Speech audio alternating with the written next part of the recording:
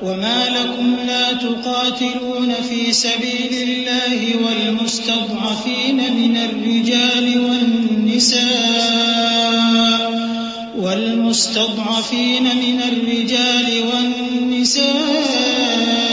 والولدان الذين يقولون ربنا أخرجنا من هذه القرية الظالم أهلها واجعل لنا من لدنك وليا واجعل لنا من لدنك نصيرا الذين آمنوا يقاتلون في سبيل الله والذين كفروا يقاتلون في سبيل الطاغوت فقاتلوا أولياء الشيطان إن كيد الشيطان كان ضعيفا۔ اور تم کو کیا ہوا ہے کہ اللہ کی راہ میں اور ان بے بس مردوں اور عورتوں اور بچوں کی خاطر نہیں لڑتے جو دعائیں کیا کرتے ہیں کہ اے پروردگار ہم کو اس شہر سے جس کے رہنے والے ظالم ہیں نکال کر کہیں اور لے جا، اور اپنی طرف سے کسی کو ہمارا حامی بنا اور اپنی ہی طرف سے کسی کو ہمارا مددگار مقرر فرما۔ جو مومن ہیں وہ تو اللہ کی راہ میں لڑتے ہیں، اور جو کافر ہیں وہ شیطان کی راہ میں لڑتے ہیں، سو تم شیطان کے مددگاروں سے لڑو اور ڈرو مت، کیونکہ شیطان کا داؤ کمزور ہوتا ہے۔ أَلَمْ تَرَ إِلَى الَّذِينَ قِيلَ لَهُمْ كُفُّوا أَيْدِيَكُمْ وَأَقِيمُوا الصَّلَاةَ وَآتُوا الزَّكَاةَ فَلَمَّا كُتِبَ عَلَيْهِمُ الْقِتَالُ إِذَا فَرِيقٌ مِّنْهُمْ يَخْشَوْنَ النَّاسَ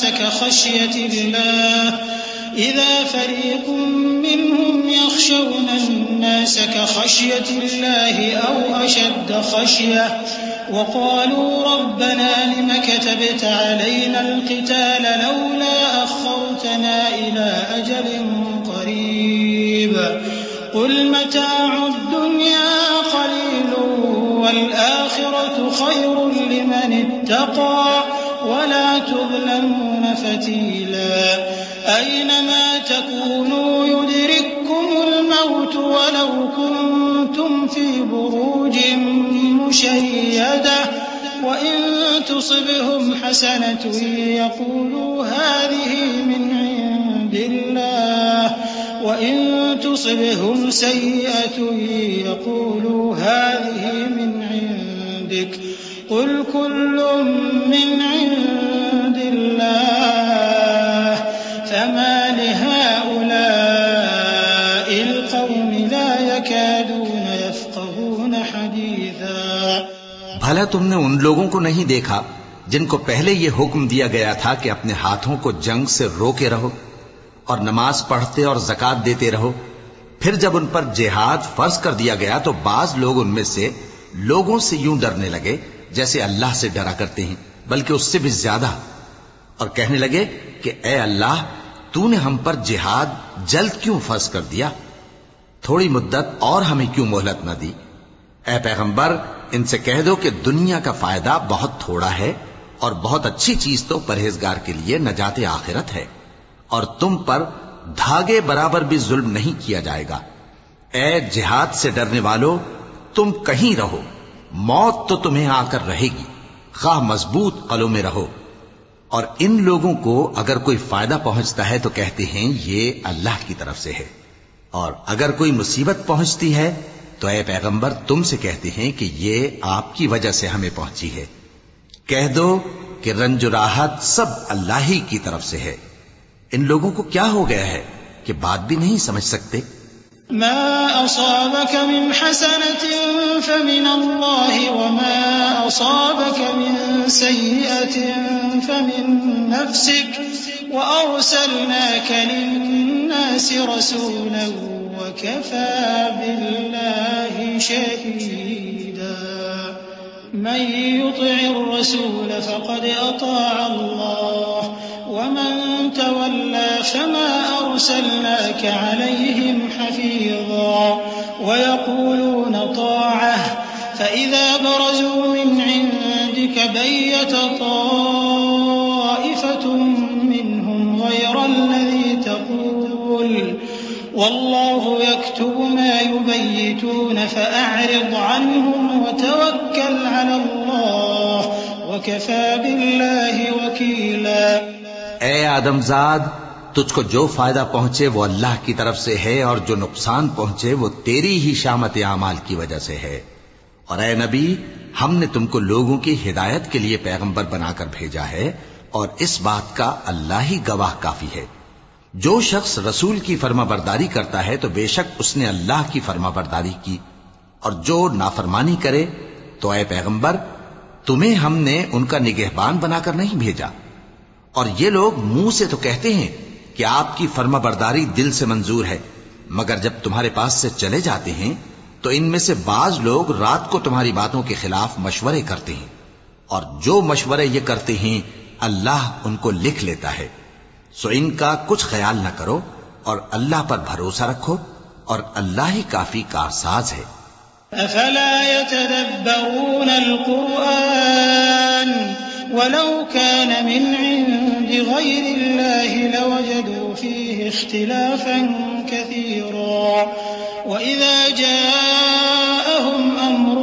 من الأمن أو الخوف أذاعوا به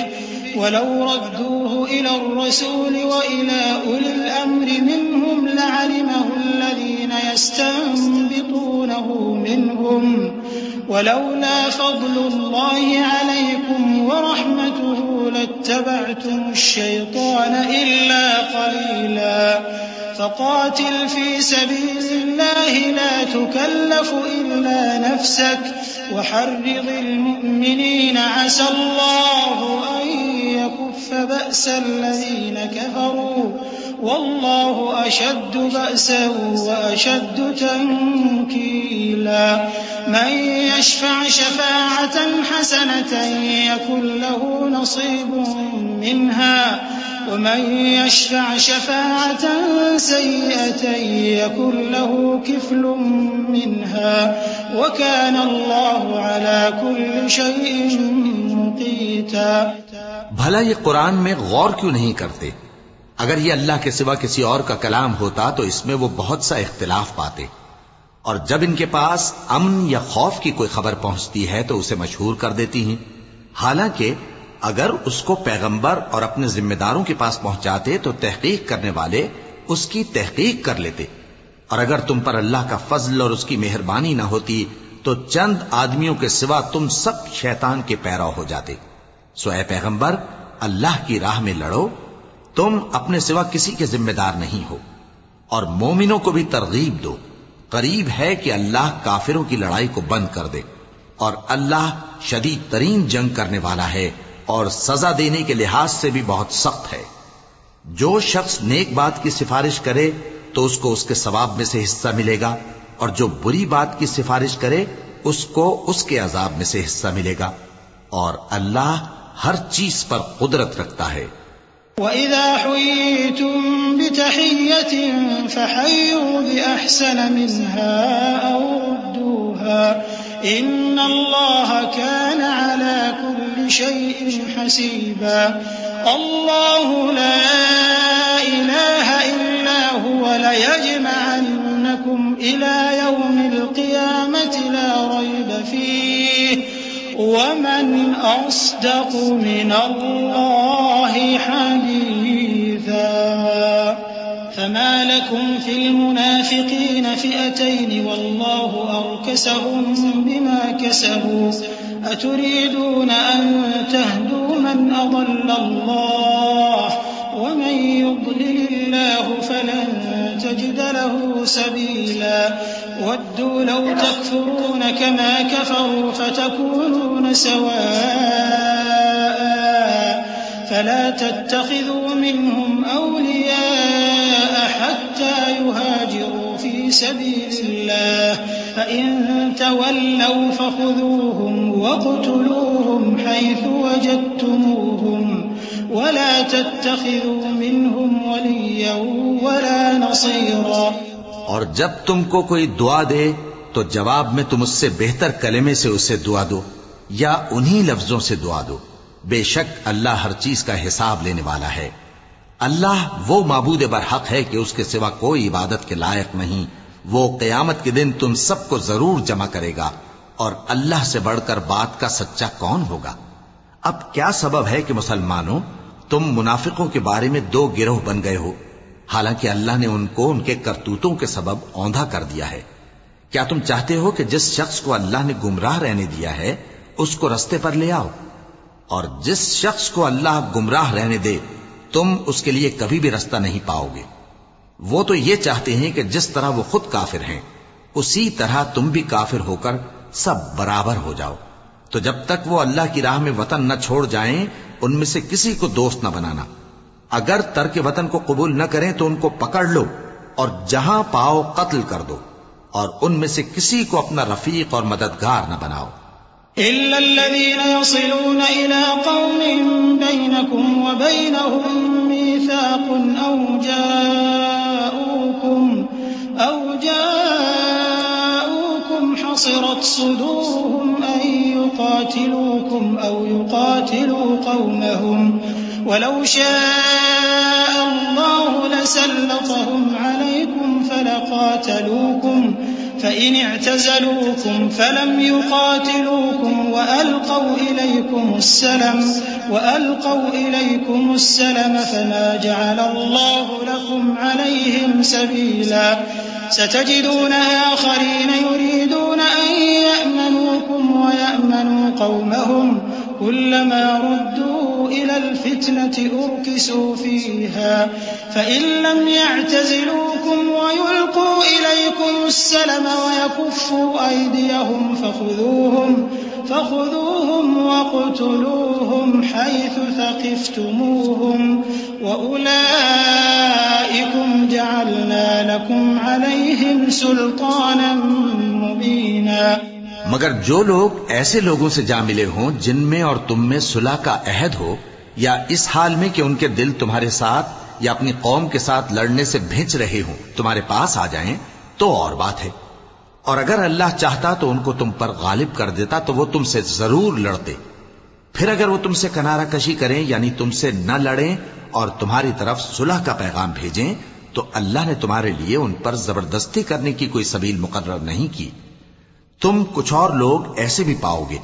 جو یہ چاہتے ہیں کہ تم سے بھی امن میں رہیں اور اپنی قوم سے بھی امن میں رہیں، لیکن جب فتنہ انگیزی کو بلائے جائیں تو اس میں اوندھے منہ گر پڑیں۔ تو ایسے لوگ اگر تم سے لڑنے سے کنارہ کشی نہ کریں اور نہ تمہاری طرف پیغام صلح بھیجیں اور نہ اپنے ہاتھوں کو روکیں تو ان کو پکڑ لو اور جہاں پاؤ قتل کر دو، اور انہی لوگوں کے مقابلے میں ہم نے تمہیں کھلی چھوٹ دے دی ہے۔ وما كان لمؤمن أن يقتل مؤمنا إلا خطأ ومن قتل مؤمنا خطأ فتحرير رقبة مؤمنة ودية مسلمة إلى أهله إلا أن يصدقوا فإن كان من قوم عدو لكم وهو مؤمن فتحرير رقبة مؤمنة وإن كان من قوم بينكم وبينهم ميثاق فدية مسلمة إلى أهله وتحرير رقبة مؤمنة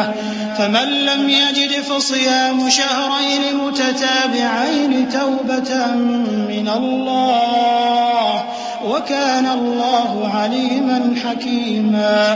ومن يقتل مؤمنا متعمدا فجزاؤه جهنم خالدا فيها وغضب الله عليه ولعنه وأعد له عذابا عظيما۔ اور کسی مومن کو شایع نہیں کہ دوسرے مومن کو مار ڈالے مگر غلطی سے ایسا کر بیٹھے، اور جو غلطی سے بھی مومن کو مار ڈالے تو وہ ایک مسلمان غلام آزاد کر دے اور مقتول کے وارثوں کو خون بہا بھی دے، مگر یہ کہ وہ معاف کر دیں۔ پھر اگر مقتول تمہارے دشمنوں کی جماعت میں سے ہو اور وہ خود مومن ہو تو صرف ایک مسلمان غلام آزاد کرنا چاہیے، اور اگر مقتول ایسے لوگوں میں سے ہو جن میں اور تم میں صلح کا عہد ہو تو وارثان مقتول کو خون بہا دینا اور ایک مسلمان غلام آزاد کرنا چاہیے، اور جس کو یہ میسر نہ ہو وہ متواتر 2 مہینے کے روزے رکھے۔ یہ کفارہ اللہ کی طرف سے قبول توبہ کے لیے ہے، اور اللہ سب کچھ جانتا ہے، بڑی حکمت والا ہے۔ اور جو شخص کسی مسلمان کو قصدن مار ڈالے گا تو اس کی سزا دوزخ ہے، جس میں وہ ہمیشہ جلتا رہے گا، اور اللہ اس پر غضبناک ہوگا اور اس پر لعنت کرے گا، اور ایسے شخص کے لیے اس نے بڑا سخت عذاب تیار کر رکھا ہے۔ دوستو ہمارے چینل کو لازمی طور پر سبسکرائب کریں۔ آپ لوگوں کے ایک سبسکرائب سے کچھ نہیں ہوتا، لیکن ہم لوگوں کی حوصلہ افزائی ہو جاتا ہے، اور ساتھ بل کا آئیکن بھی دبائے تاکہ آپ لوگوں کو نئے نوٹیفیکیشن ٹائم پر ملتے رہے۔